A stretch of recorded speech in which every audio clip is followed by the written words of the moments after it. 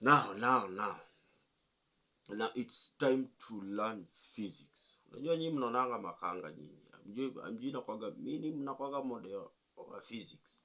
Na sasa nisipojifunzia hapa kufundisha physics, sijui nitajifunzia wapi kwingine.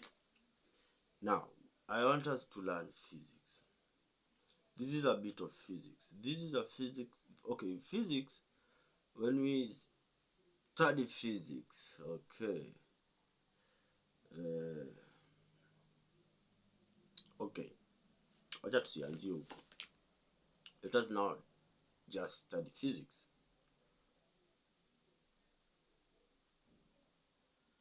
In terms of applied physics. This is applied physics. The reason as to why we learn physics is so that we can apply it in our daily lives. Okay? Now apparently most of you have been building houses. And the houses that you build, you do not have something we call the circuit breaker. Now, a circuit breaker is a very small subtopic in Book 1 Physics. Now, what is a circuit breaker? A circuit breaker is an electric component that breaks the flow of current whenever there is an overflow or a short circuit.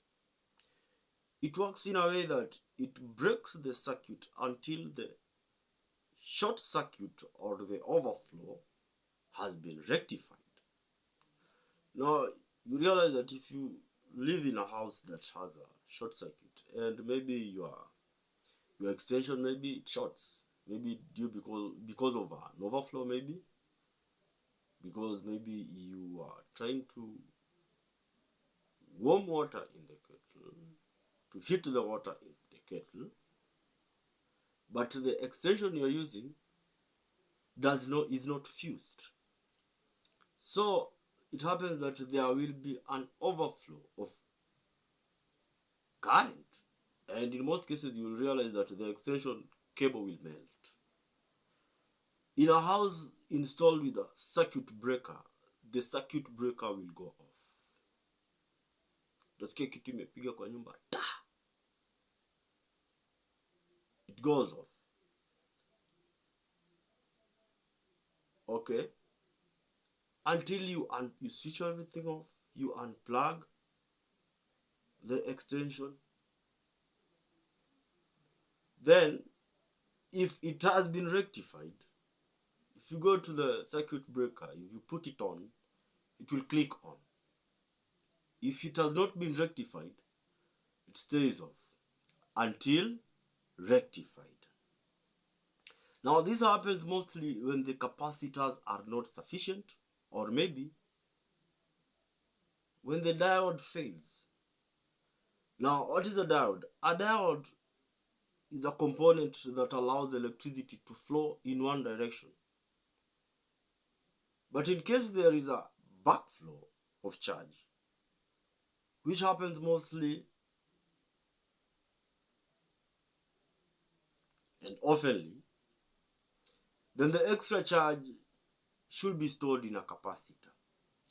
Now we are speaking of a diode. Now if you're speaking about a diode, you must come across what we call the Kirchhoff junction. The Kirchhoff junction, it is a junction that it separates diode and it unites the charge after it has gone through the diodes. Okay? It prevents a backflow of charge. But in a case there is a backflow of charge, then you should have capacitors installed at the substation to store extra charge, so that you do not incur the extra cost of generating electricity, because apparently the turbines need repair. They need repair. There is wear and tear. And we say that there is how we calculate the efficiency of a machine. The efficiency of a machine is usually calculated at mechanical advantage all over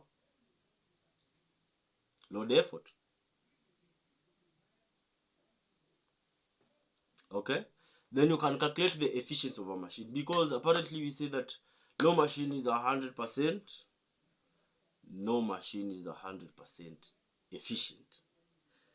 Now, therefore, charge, which is Q, usually equivalent to IT.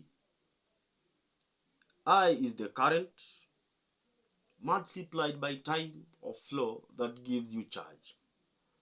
Total capacitance, CT, is usually 1 all over C1, that is capacitor 1, plus 1 all over C2, that is capacitor 2, plus 1 all over capacitor 3, up to 1 all over capacitor N. You will find the total capacitance. Now we have said that a capacitor stores charge. Okay? That is why we need capacitance. A capacitor stores charge.